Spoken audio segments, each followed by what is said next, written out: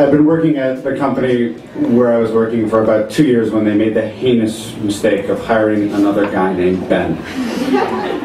And immediately I'm furious. I have no idea who this human being is, but I hate him because now we're going to have to be like, oh, Ben 2 or Ben S or Ben whatever.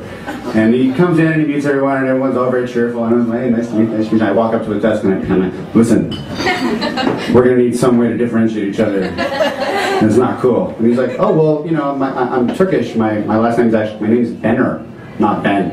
I'm like, oh, great. So you're better than me, huh? Fine. And we worked together for very many years, and it's not just the fact that he's, you know, younger and better looking and funnier and nicer. It's the fact that I'm a real dick, and when we're working together, I'm all about getting everything done and sparing like no errors, and he's just kind of like flat winging it. He's like, hey, whatever, it's just a job, and everyone likes him, and I can't stand anything about working with him. I think he's a really nice guy. We're still friends. We hang out, but working together drove me a little bananas. And when he went on vacation, someone came into my office and said, you know, Bender's been pulling a lot of pranks and games around the office. Do you feel like pranking him? Yes. Yes, I do. So lunch came. We all gathered into the board meeting. We had the whiteboard up, Operation Turkish Prison. And we started brainstorming things to do to him, and someone starts off with the traditional office pranks you read about, you see pictures of, but no one actually does. They're like, hey, let's cover everything in his office with tinfoil, or let's just empty his office and hide all his stuff. And eventually the ideas got a little bit more minute. We came up with like 50 different things, and they were all, you know, most of them were very small. And finally at one point I was like, you know guys, these aren't mutually exclusive, we could just do them all. Like, yeah, that's a great idea, but it's going to take a lot of work. And I'm like, all right, well, here we go. I make a spreadsheet on the shared drive, Operation Turkish Prison.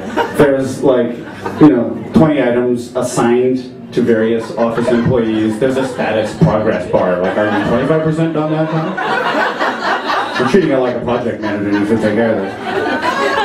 Weeks go by, it's the day before he comes back, and I go around and I'm like, so where are you on item 43? And no one has done anything. I just really enjoyed the idea. And I walk around, I'm like, no, nothing, nobody, can you stay late? Is anyone interested? Okay, so it's just an idea, fine.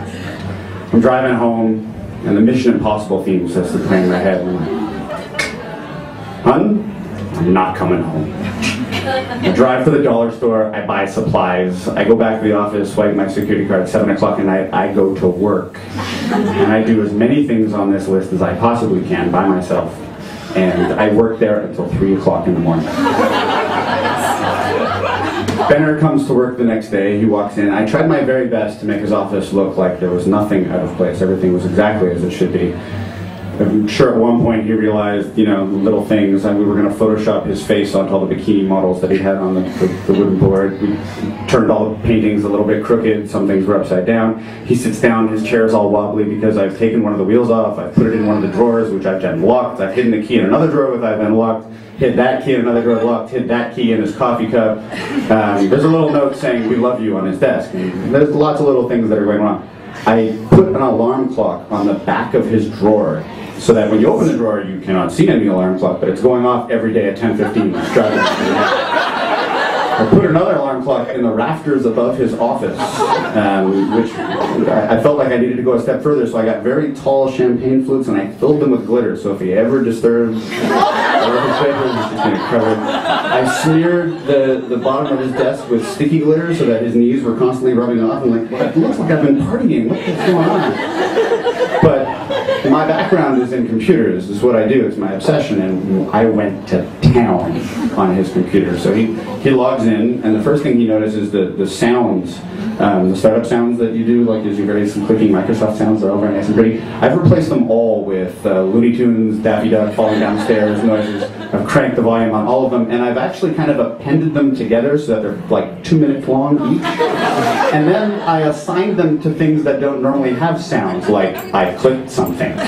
So his speakers are pretty much perpetually just going bananas. I disabled the volume control. His background of his Windows background is a screenshot of a browser, so it looks like he's got something open. And it's a website called Lemon Party that some people here are going to know. It's three men engaged in a very graphic sexual intercourse, and they're all well over 80. It's a very interesting picture. His actual homepage, I made Meat Spin, which is a picture of a transvestite engaged in very graphic intercourse. It's animated, and as it's happening, his penis is spinning, and there's a counter to indicate how many spins it is having. If that counter ever reaches 10, you're gay. I was especially proud of how I replaced his entire MP3 collection with children's Bible songs that I downloaded.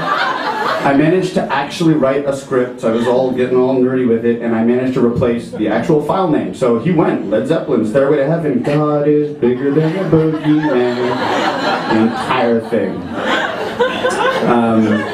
My favorite part, and I'm very proud of this, was that I did all of these changes with what's called a registry entry, and then I wrote a program so that every third or fourth random reboot, it redid it all.